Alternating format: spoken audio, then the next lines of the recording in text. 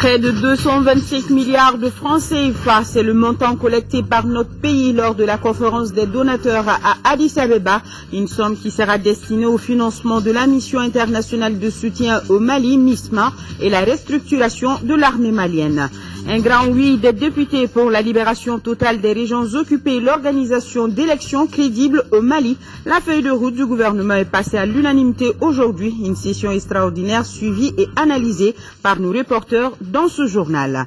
Focus sur les forces armées spéciales du Mali, de jeunes volontaires issus de toutes les unités, leur qualité, la promptitude et la bravoure.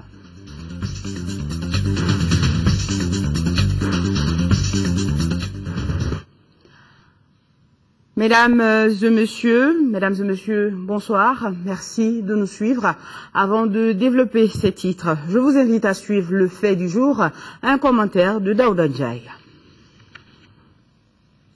Peuple martyr, le Mali des grands temps, carrefour de civilisation des gros berbères, à la culture multiséculaire, le Mali se met debout. Tel phénix, le septentrion renaît de ses cendres. Ô Maliba, tu as tangué, soué et martyrisé par des gueux à la barbe hirsute, puant la drogue et l'argent sale, de gens sans foi ni loi. Te voilà debout, fier et humble, marchant vers un destin prédit. Sikirina, le Kénédougou, le Massina, Gorfou-Ondou, dans le Télemsi ont été tes lieux de renaissance et de gloire. Nous chanterons aujourd'hui Kona, Diabali, le gourmand entier jusqu'à Gonzoulay, d'où les flots chatouillants du majestueux Dioliba nous fredonnent le Djandjo. Djandjo pour nos braves soldats. Djandjo pour nos frères et amis venus d'Afrique et de France. Djandjo pour ceux des nôtres qui ont gémi mais n'ont jamais désespéré. Dieu est avec nous et non avec eux qui abusivement ont utilisé son nom pour frapper, voler, violer et profaner leurs prochains. Dieu est avec nous, punissant de son feu ardent ceux qui osent utiliser sa grandeur et sa miséricorde pour assouvir leurs desseins diaboliques. Dieu est avec nous, tout simplement, pour nous rappeler que quiconque invoque son aide reçoit récompense à la mesure de son invocation. Dieu est avec le Mali et les Maliens. Quant aux djihadistes, obscurantistes dans notre âge, suppôts de Satan et de la drogue, ils croupiront dans l'enfer de leurs regrets, à la recherche d'un antre pour expier leurs péchés. Revoilà le Mali, comme en 1236 à Kouroukanfouga, comme en 1960 indépendant et souverain, comme en 1991 dans ses habits dignes de pionniers de la démocratie en Afrique. Dongadian, à Sébalité, population du Fakala et du Farimake, du Seno et Aïré, du Haoussa et du Gourma, armez-vous de Hou et de Daba. Occupez vos champs et rizières, les vaches sont bien gardées. Séchez vos larmes, purifiez vos âmes. Ne vous trompez ni de combat, ni d'ennemis. Il est venu le temps de raffermir nos rangs, de nous serrer les coudes, le front haut, face au monde, pour clamer notre fierté, héritée de Sundiata, de Damozon, de Sékou Amadou, de Amadou Sékou, de Thieba et Babemba, de Askia Mohamed, de Firoun Al-Ansar, qui jadis ont fait la fierté et la grandeur de notre peuple. Peuple du Mali, justice t'est rendue. Debout pour panser tes plaies, en avant pour ton développement. Voilà, le fait du jour, un commentaire signé Daouda Ndiaye. Une belle moisson pour le Mali à la conférence des donateurs. L'Afrique et la communauté internationale ont manifesté leur solidarité envers notre pays avec la somme de 455,53 millions de dollars, soit près de 225 milliards de francs CFA. Cette somme collectée sera destinée au financement de la MISMA. La conférence qui a été organisée en marge du 20e sommet des chefs d'État de l'Union africaine a regroupé autour de l'organisation continentale, les partenaires bilatéraux et multilatéraux. À retrouver donc le compte-rendu de nos envoyés spéciaux Adama Kamara et Modibo Mariko au cours de ce journal. Je vous propose de suivre à présent un extrait de l'intervention hier au sommet des chefs d'État de l'Union africaine du président de la République par intérim. Professeur Djonkouda Traoré a soulevé beaucoup d'interrogations, mais il a précisé que la peur a changé de camp. Selon lui, nous ne sommes pas en guerre contre l'islam, mais contre les terroristes et l'obscurantisme. Je vous propose d'écouter un extrait de ce discours recueilli par nos envoyés spéciaux Modibo Mariko et Adama Kamara. À l'heure où nous vous parlons, nos forces nationales, fortement aidées par leurs alliés françaises et africaines, continuent d'infliger de lourdes pertes à l'ennemi, désormais en débandade. Gao et Tombouctou sont quasiment reconquises. Et parce que la peur a changé de camp, voici que des voix crient à la croisade contre l'islam. Voici qu'elle ramène notre combat pour la liberté, la dignité et la paix à une guerre par procuration de l'Occident contre des musulmans sans défense. Qu'on nous dise pourquoi personne n'a entendu ces voix au moment où le Mali, pays musulman à 95%, avait besoin de la compassion et de la solidarité de ses frères en islam. Qu'on nous dise où étaient les donneurs de leçons qui n'ont pas entendu les sanglots de la petite Aïcha violée, comme beaucoup d'autres, sous la menace des armes. Qu'on nous dise où étaient ces donneurs de leçons le jour où un couple victime d'une justice inique et expéditive était lapidé à mort, soi-disant pour adultère. Où étaient donc ces voix lorsqu'à Guelok, des soldats de l'armée régulière malienne étaient égorgés par dizaines voici un an? Qu'on nous dise, comme l'ont rappelé les ulémas de notre pays, dans une belle unanimité, où étaient ces donneurs de leçons, quand par milliers, les Maliens étaient jetés sur les roues de l'exil et de la privation, de la misère et de la désolation. Où étaient-ils, ceux qui crient aujourd'hui à l'Holocauste, quand les conquérants de leur justice humiliante et mutilante coupaient les bras de notre jeunesse, détruisaient les écrans de télé, écrasaient les écouteurs de téléphone et décrétaient que le football était haram? Qu'on n'ajoute pas de grâce l'injure à la blessure. Le Mali ne mérite pas un tel mépris de leur part, car il a vécu le joug terroriste dans sa chair, dans son âme, dans le viol de sa conscience et de ses femmes. Le Mali ne mérite pas ce mépris, parce que comme toutes les sociétés de culture, c'est un pays de tolérance, d'humilité et de paix. Nous ne sommes pas en guerre contre l'islam. Nous sommes en guerre contre le terrorisme qui prospère de la vente d'otages innocents et des ristournes de la drogue. Nous sommes en guerre pour notre existence. Nous sommes en guerre contre l'obscurantisme. Toujours à Addis Abeba, restons-y. Je vous rappelle que le président de la République par intérim s'est adressé hier donc à ses pairs afin de faire le point de la crise et les perspectives de sa résolution après son intervention qui a suscité de vives émotions. Nos envoyés spéciaux ont approché certains participants. Les réactions sont très favorables en ce sens qu'elles ont permis de lever tout équivoque dans la compréhension de la situation que vit le Mali. Suivons ce qu'il nous dit respectivement le ministre des Affaires étrangère de la Guinée-Conakry, Lucini Fall, et celui du Niger, Mohamed Bazoum, des propos recueillis par Adama Kamara et Modibo Mariko. Le message était très fort, un message poignant. Un message d'ailleurs qui, si je dois faire un commentaire spécial, a mis quand même l'accent sur l'islam. ceux qui tentent aujourd'hui de confondre l'islam avec les actes terroristes, il faut absolument faire le point. Et je pense que c'est un point essentiel que le président Diankouda a présenté à la communauté internationale. Mon pays est un pays musulman. Nous savons que l'islam est une religion de tolérance et de paix. Et donc, cela n'a rien à voir avec une action terroriste. Donc, le message du président Diankouda a été reçu par tout le monde et salué par tous les responsables.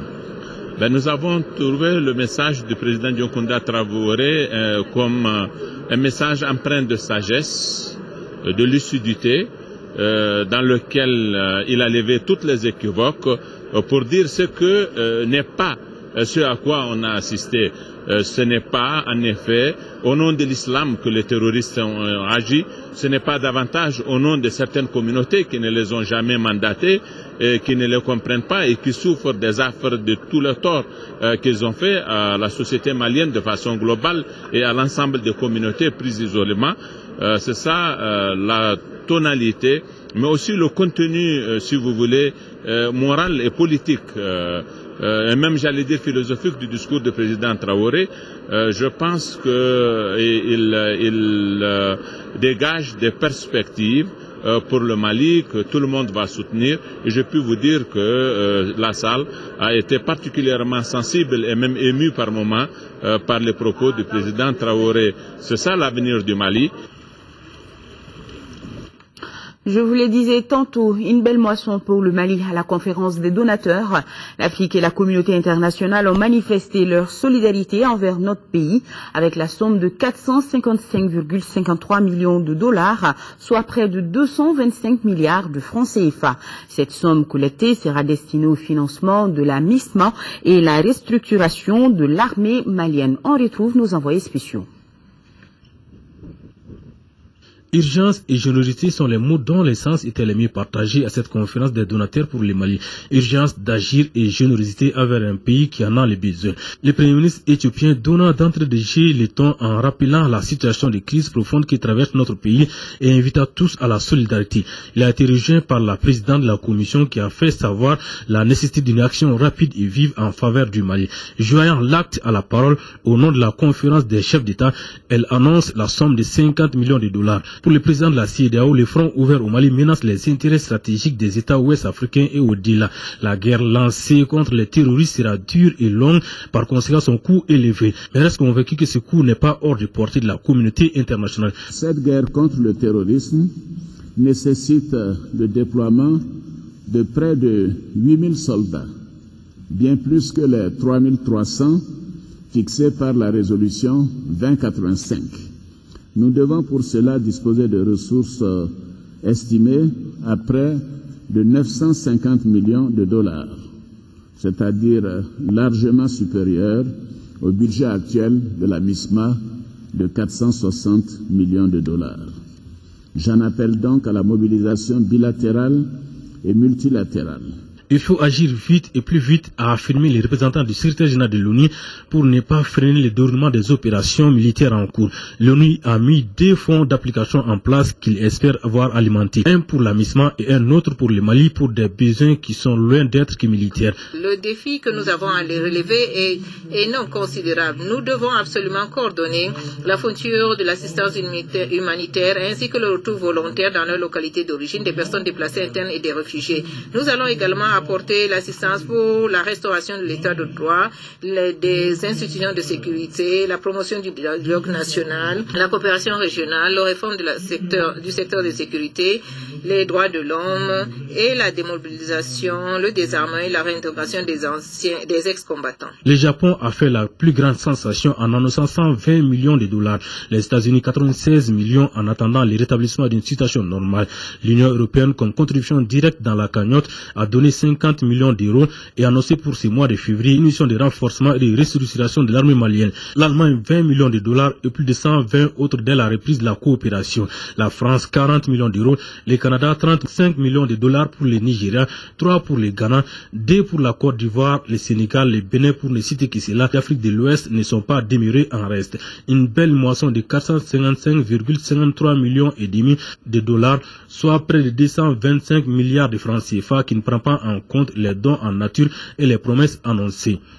L'ampleur de la mobilisation et l'unanimité de la solidarité qui se sont développées en ces circonstances tragiques montrent à quel point chacun est désormais convaincu que le seul moyen d'arriver à bout de ce monstre hideux est de se mettre ensemble, de mutualiser toutes nos intelligences et tous nos moyens. Cette conférence de l'UA n'était qu'une étape qui devrait se poursuivre avec les groupes d'appui et de suivi de l'Union européenne. Ce serait le 25 février prochain à Bruxelles.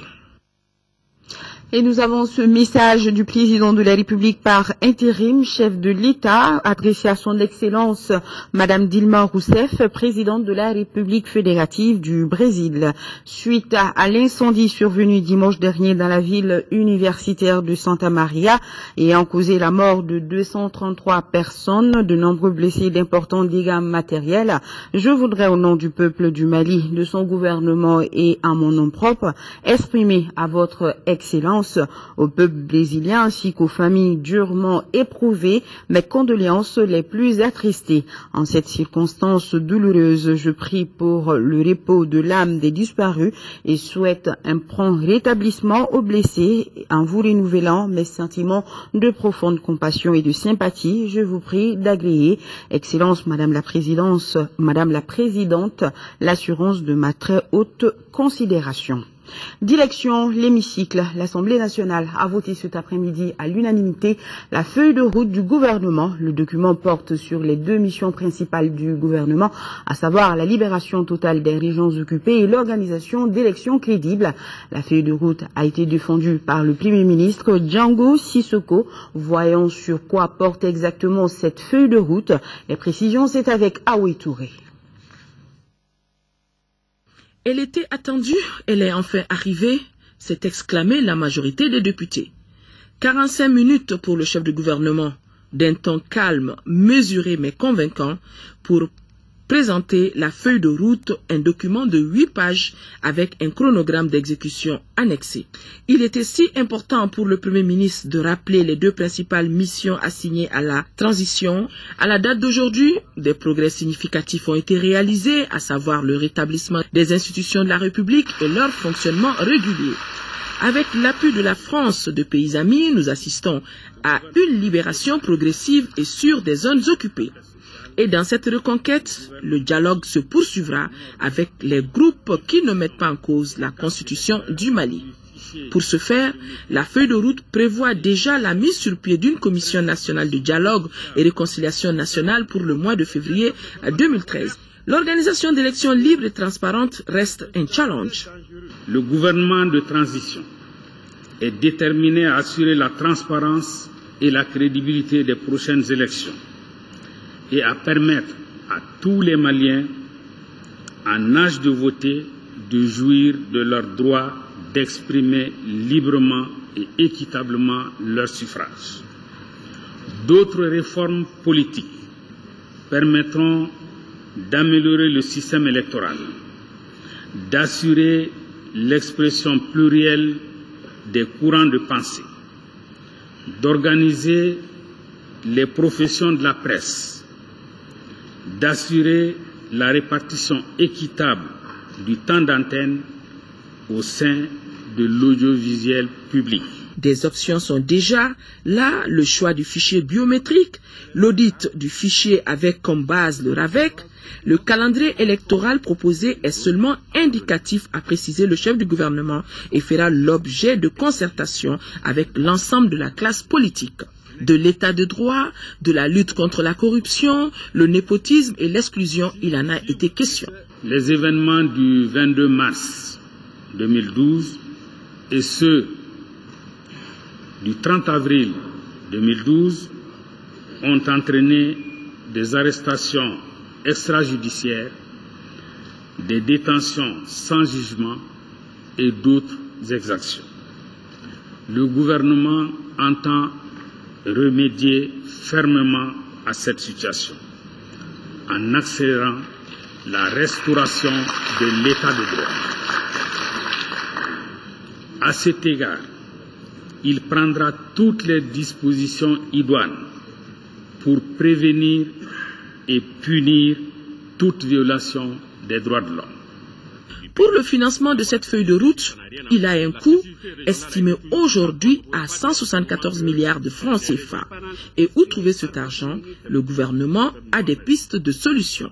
À l'attention des partenaires techniques et financiers, il convient de souligner que les institutions de la République fonctionnent à nouveau, que l'état de droit se construit et que la gestion des ressources publiques est conforme aux normes et aux pratiques de la bonne gouvernance.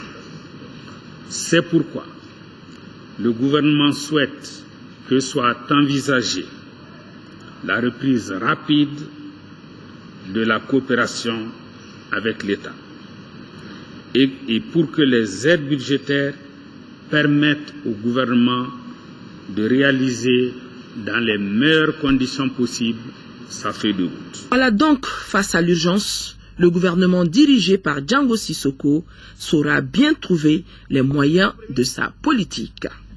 Une mention spéciale est à faire concernant l'attention particulière que la France porte. Voilà, je vous signale que l'Assemblée nationale a voté à l'unanimité la feuille de route du gouvernement. Ibrahima Traoré nous donnera plus de détails sur la conclusion des travaux de cette session dans nos prochaines éditions. Le ministre de l'Économie, des Finances et du Budget a l'honneur d'informer le peuple malien et l'ensemble des généreux donateurs que dans le cadre du soutien à l'armée malienne pour la libération du Nord, la situation du compte ouvert à la BDMSA est la suivante. Solde du compte au 25 janvier 2013, 657 399 182 francs CFA. Chèque à l'encaissement, 203 125 000 francs CFA. Chèque à encaisser, 22 200 000 francs CFA, soit un total général de 882 724 182 francs CFA. Voilà. Les travaux de la 7e session du Conseil économique, social et culturel s'ouvrent lundi prochain. Les travaux de cette session seront placés sous le thème de la relance de l'économie nationale. En prélude à l'ouverture de cette session, le président du Conseil a organisé ce matin une rencontre d'information sur les thèmes de référence de ces assises. Nous vous proposons d'écouter le président du Conseil, Djamil Bitar, sur les objectifs assignés à ces assises. Des propos recueillis par Mamari Kouni. Après les institutions de la République, il faudrait aujourd'hui que nous parlions avec les responsables des structures fêtières. Commencer par les hommes de culture, les hommes qui sont actifs dans la société civile et également ceux qui sont les acteurs de l'économie au sens le plus large. Et à ce niveau aujourd'hui, vous avez constaté avec nous que pratiquement toutes les corporations étaient pratiquement représentées dans cette salle. Mais au-delà de cela, nous voulons rassurer l'opinion nationale que l'exercice auquel nous allons nous soumettre n'est pas de venir faire une imposition quelconque d'idées ou de faire le savant, entre guillemets. Nous venons en eux pour les écouter. Nous allons aller au plus profond. Au plus profond, ça veut dire quoi pour nous? C'est d'aller vers les vrais acteurs, ceux qui ont la main dans la pâte, ceux qui vivent avec les réalités quotidiennes du moment. Donc, nous avions dit au finish que nous allons sortir avec des propositions concrètes, avec la participation éventuelle des PTF de ces assises, les résolutions que nous allons avoir. Nous allons mettre une commission de suivi en place afin de pouvoir régler certains problèmes de l'heure. À retenir également cette information par rapport à la note sur l'adoption du programme de facilité rapide de crédit du Mali par le Fonds monétaire international. Avec ce nouveau programme, le Mali bénéficiera du FMI d'un appui budgétaire d'environ 12 millions de dollars en 2013. L'adoption de ce programme du Mali par le conseil d'administration du FMI va permettre le déblocage en une tranche de 12 millions de de dollars qui équivaut donc à 12 millions de dollars, soit environ 9 milliards de francs CFA sous forme d'appui budgétaire direct en vue de couvrir une partie du déficit de la balance des paiements. La cité des 333 vit désormais sous une nouvelle ère, celle de la liberté retrouvée après plus de 9 mois de domination terroriste. Des terroristes qui ont fui la ville avant même l'arrivée des forces armées maliennes et françaises. La ville est désormais libre, mais les dégâts sont énormes car les terroristes ont brûlé des manuscrits datant de plusieurs siècles. On fait le point avec Sidiki Dambeli. Tombouctou, la ville des 333 saints, reprend de la couleur et explose de joie. L'armée malienne a fait une entrée triomphale dans la ville qui était aux mains des djihadistes depuis 10 mois maintenant.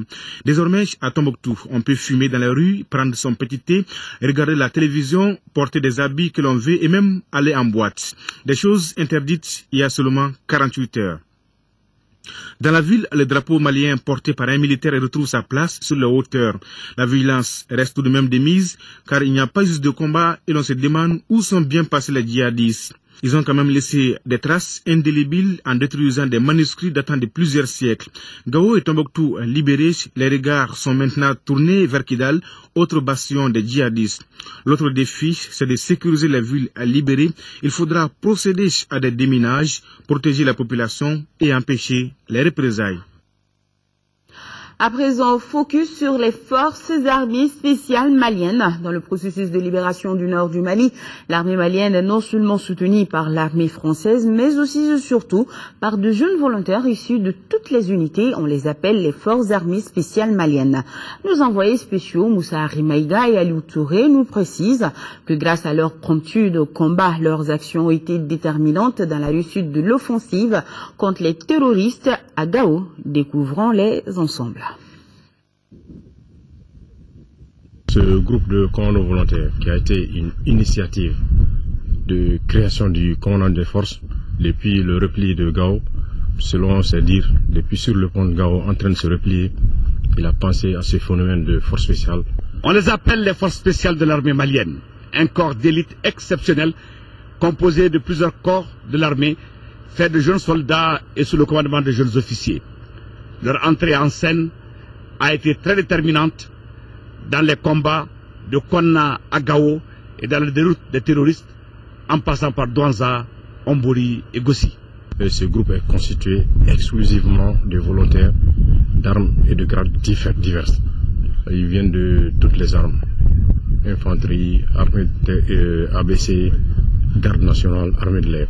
Et ils sont les premiers à prendre contact avec l'ennemi.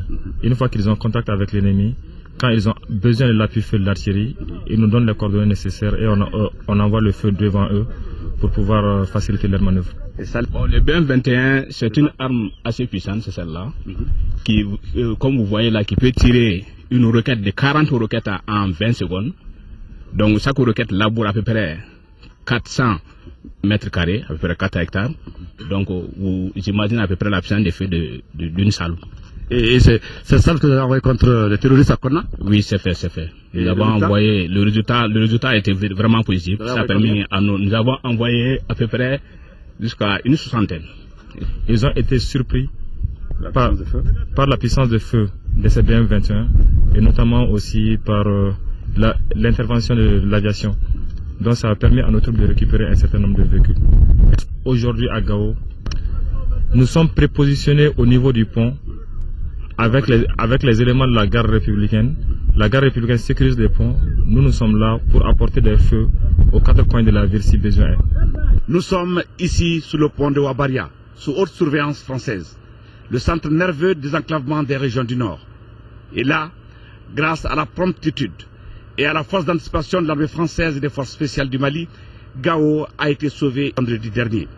Et pour cause, voilà la charge explosive montée par les terroristes islamistes et djihadistes pour faire exploser le pont de Wabaria, ce pour faire empêcher à l'armée malienne d'accéder à Gao. Ça, c'était destiné effectivement pour faire sauter ce pont et d'empêcher l'arrivée des forces armées. Effectivement, c'est ce qu'on a découvert ici. Il s'agit de mettre la poudre, la charge nécessaire pour faire, bon, c'est artisanal, il ne calcule pas, Mais bon, ils connaissent, étant des terroristes, ils connaissent la charge qui peut faire exploser un pont. La mission se poursuit. Le moral est toujours haut et ne saurait fléchir en aucun cas. La patrie ou la mort, nous vaincrons. Je crois que la devise de notre unité, c'est craindre Dieu et craindre mes foudres. Et l'ennemi, il l'a ressenti, je crois. Nos envoyés spéciaux nous indiquent également qu'à Gao, plusieurs forces sont venues renforcer l'armée malienne et française. Il s'agit des forces armées nigériennes et tchadiennes, une coalition de forces dont les actions combinées concourent à la sécurisation de la ville de Gao. Nous sommes ici à l'aéroport de Gao, base de vie de l'armée malienne et de ses alliés, en compagnie également des forces françaises. Depuis le début des hostilités, dans la ville, plusieurs arrivées de forces africaines. Beaucoup de pays qui sont en présence actuellement, ici d'abord, en plus des forces maliennes qui sont entrées, nous sommes accompagnés par les forces françaises, nous avons des forces tchadiennes qui sont déjà là, nous avons aussi des forces nigériennes qui sont là, et elles sont les bienvenues. Et leur apport nous est très très substantiel aussi, et nous aide beaucoup à sécuriser la ville de Gao et les alentours. Au nom des forces armées présentes à Gao, les forces armées du Niger et les forces armées de Tchad. Le sentiment que j'ai, c'est que nous sommes très très contents aujourd'hui. Nous remercions le grand Dieu de nous avoir permis d'être là pour soutenir nos frères maliens. Parce que Mali, le Niger, c'est la même chose. Donc c'est une fierté. Et nous ferons tout notre possible pour participer, aider. Et je dirais même jusqu'à l'impossible. Le Mali est un pays frère et ami, et nous, ça nous fait plaisir de venir nettoyer les Moudjahos et enlever les terroristes hors du Mali. Parce que les terroristes, ils n'ont pas de frontières, n'ont pas de pays. Si on les développe au Mali, demain au Niger, après-demain au Tchad, donc ainsi de suite. Donc c'est notre devoir. Donc ainsi de suite. Donc c'est notre devoir. On sait que les forces armées tchadiennes ont eu comme maître mot de dire que si les djihadistes disent qu'ils sont des fous de Dieu, l'armée tchadienne est plus fou que. C'est ça le message? Ça, c'est le terrain qui va nous juger et on va réaliser ça. On a habité le désert, on connaît le combat, et maintenant, peut-être que vous allez chercher des pompiers pour éteindre l'effet au niveau du désert. C'est clair. Le moral est très haut. Le moral est très haut. Je demande aux populations du Mali d'être patients. D'ici, je crois que peu de temps, le Mali va être libéré totalement. Et je demande aussi les Moudjahos de déposer les armes et regagner leur pays. Il faut noter l'arrivée à Gao de la gendarmerie nationale pour sécuriser la ville. Voilà le compte rendu de nos envoyés spéciaux Moussa Arimaïga et Aliou Touré. En 4e région, dans le fuseau ouest, c'est-à-dire Ségou, Nara, Tombouctou, rien à signaler. Cette zone tenue par le colonel Cheikh Amala Sidibé est aujourd'hui globalement calme. Le reportage de Beima Koné avec la collaboration de la DIRPA. Après la reprise de Djabali et de Tombouctou par nos troupes et leurs alliés, l'heure est au contrôle des zones. Que signifie le contrôle des zones? C'est permettre aux amis la libre circulation sur cette zone. Donc il n'y ait pas la présence de l'ennemi ni de son matériel qui puisse vraiment nuire à la liberté d'action des forces armées. Nous sommes dans la commune de Monimpe-Bougou. Ici, les zones sont bien tenues par les forces armées et de sécurité du Mali. Avec l'arrivée des militaires qui nous a renforcés à continuer nos travaux dans la quiétude. Depuis qu'ils sont là, nous n'avons pas eu peur. On n'a pas eu de menaces. Les militaires sont venus, il y a la bonne collaboration, on est content. Le social malien même demande ça. Dans cette zone du fuseau ouest cohabitent deux groupements tactiques interarmés GTIA. L'un est basé à Monimpe-Bougou et l'autre à Markalani. Nous avons pour mission tactique le contrôle des zones. Donc ça fait un rayon de plus de 70 km. Et nous attendons le départ pour notre destination Tessalite avec beaucoup d'impatience. Nous sommes là en contrôle de secteur. Donc nous attendons et les autres en vue d'un mouvement ultérieur. Déjà, il faut comprendre que après les attaques de Kona et de Djabali, donc les choses se sont précipitées et c'est dans ce cadre-là que le détachement français a eu à faire mouvement avec un de mes ETIA. Actuellement, à l'heure où je vous parle, ils sont à Tombouctou. Globalement, le fuseau ouest est relativement calme. La reconquête s'est bien passée, mais nous déplorons quelques blessés de notre côté, mais ce n'est pas des blessures graves. Mais du côté ennemi, nous pouvons dire que l'ennemi n'a pas pu résister vraiment au raid que les troupes françaises et maliennes ont mené. Malgré cette accalmie, Cheikh Amala Sidibé a invité les populations à continuer à bien collaborer avec les forces armées et de sécurité du Mali. Le déploiement des éléments de la mission internationale de soutien au Mali, MISMA, continue. L'effectif est estimé à 70%. L'information a été donnée cet après-midi à la presse par le nouveau porte-parole de la MISMA. Il s'agit du colonel Yao Al-Djoumani. Mohamed Jara, compte rendu. Des barricades érigées par-ci, des militaires stationnés par-là. Le siège de la mission internationale de soutien au Mali, MISMA, qui se situe à Balabou, impressionne plus d'un. Les journalistes, au cours de leur premier contact avec le porte-parole de la MISMA, s'en sont rendus compte. Le colonel ivoirien Yao Al-Djoumani a tenu à donner la vraie information par rapport aux événements en cours dans notre pays. Nous sommes à plus de 70% des hommes attendus sur le terrain déjà déployés. Nous sommes à environ 1428 hommes de la MISMA sur le terrain, en dehors des pays africains, en dehors des pays de la CEDEAO. Il y a des pays hors CEDEAO qui ont décidé d'apporter leur soutien au Mali. Je prends l'exemple du Tchad, qui nous a prévu l'envoi de 2500 hommes en renfort de la MISMA. Et depuis hier, je peux vous rassurer que les troupes tchadiennes ont franchi la frontière du Mali. La MISMA, les forces françaises et celles des pays amis non membres de la CEDEAO poursuivront leur mission de reconquête des zones occupées. Pour ce qui concerne Kidal, les propos du conférencier sont sans embâche. Nous n'avons pas l'information qui dit que la France ne veut plus aller à Kidal. Pour nous, la France est prête à aller partout. Et nous suivrons la France avec le Mali partout pour libérer le Nord Mali. L'Ivoirien rassure la presse que la collaboration entre les différentes forces militaires se passe très bien sur le terrain.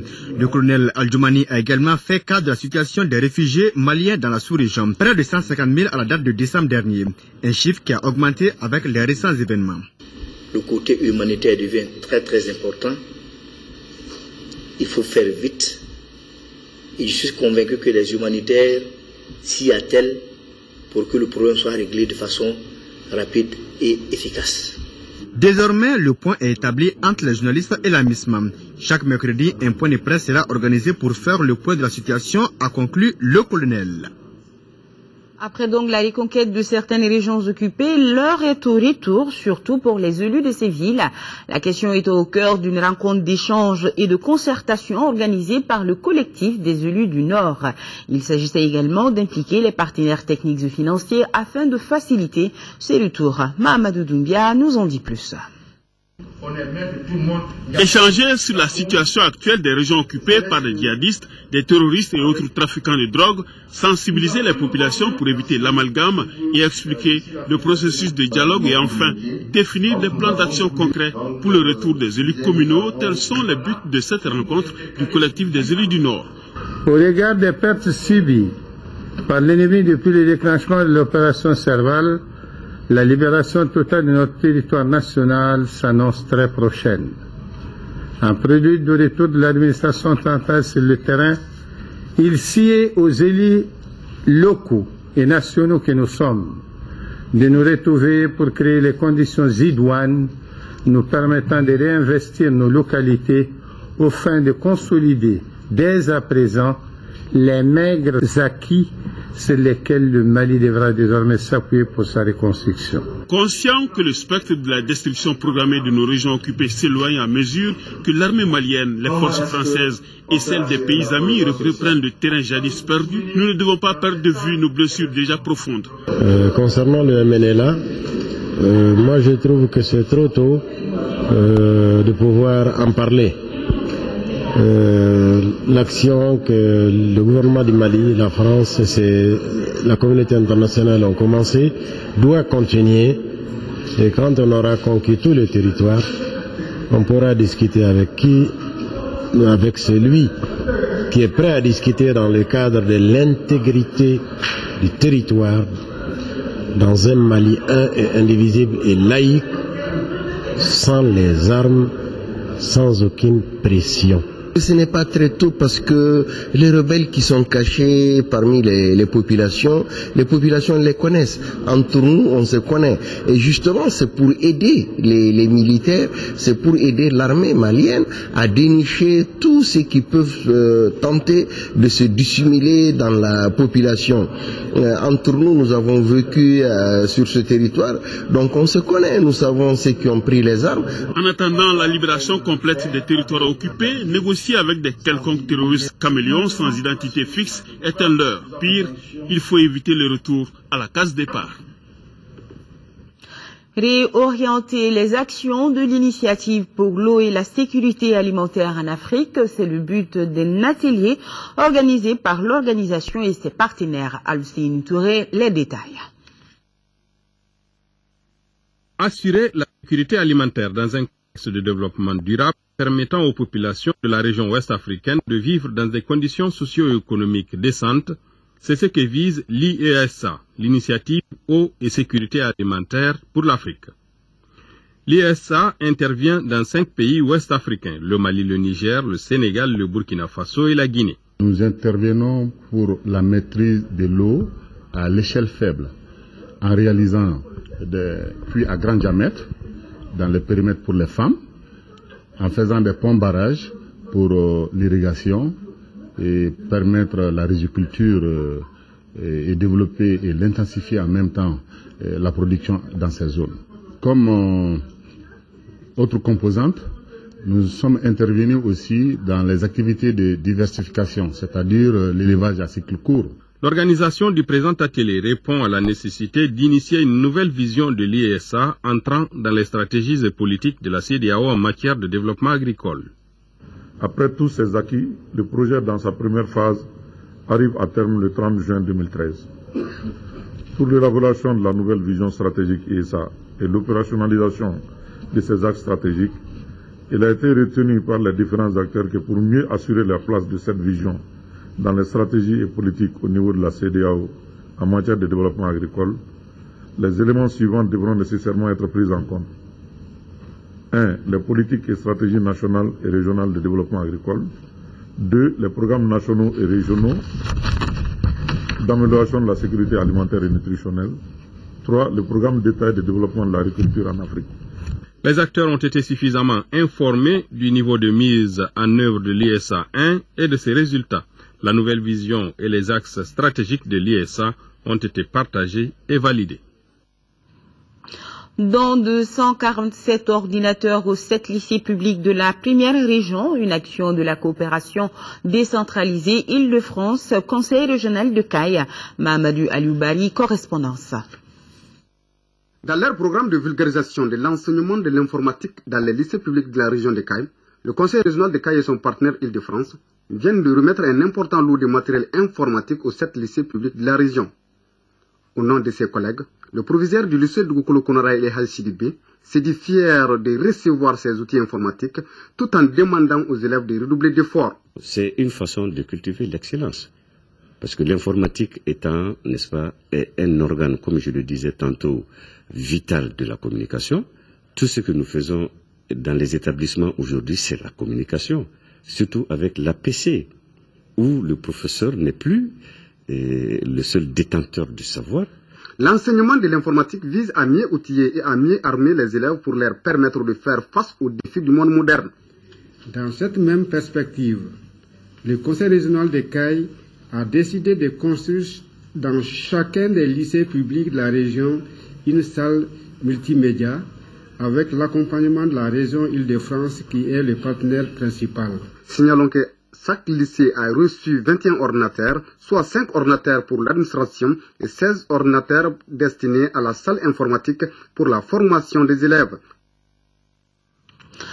Un mot de sport, Foot CAN 2013, Zambie-Burkina Faso 0-0.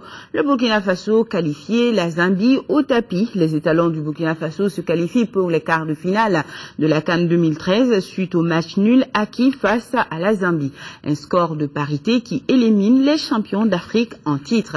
La Zambie dit donc adieu à la CAN 2013. Et l'autre match qui opposait le Nigeria à l'Éthiopie, les Super Eagles ont battu les Éthiopiens par le score de 2-0.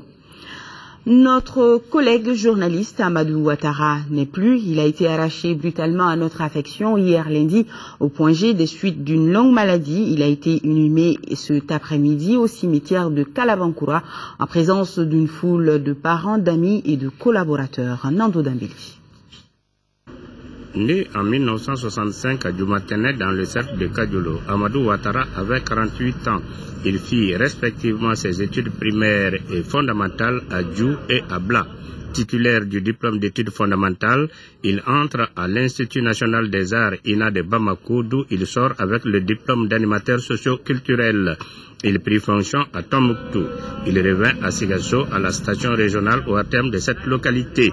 Amadou est de nouveau muté à la station régionale de Mopti. De là, il partit pour l'Institut supérieur des sciences de l'information et de la communication de Dakar au Sénégal. Il revint au Bercail avec le diplôme supérieur de l'information et de la communication et prit service à l'Office de radio-diffusion-télévision du Mali.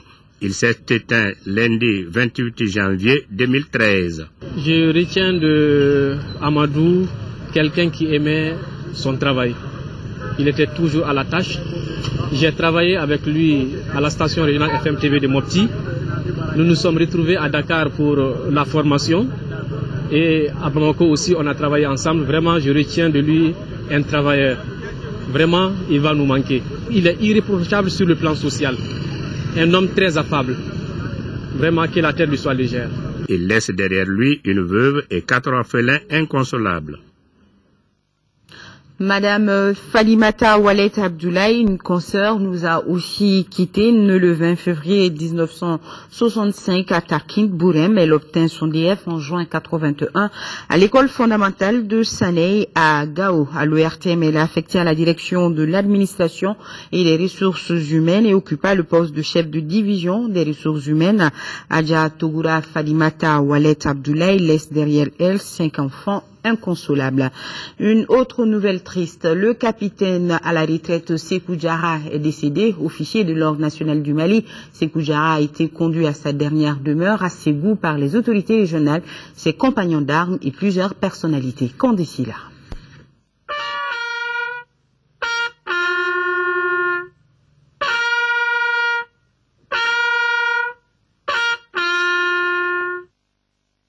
Capitaine de l'armée malienne, Sékou Diarra, cet officier à la retraite que le Mali vient de perdre, est de la deuxième promotion de l'EMIA, promotion Sékou Amadou.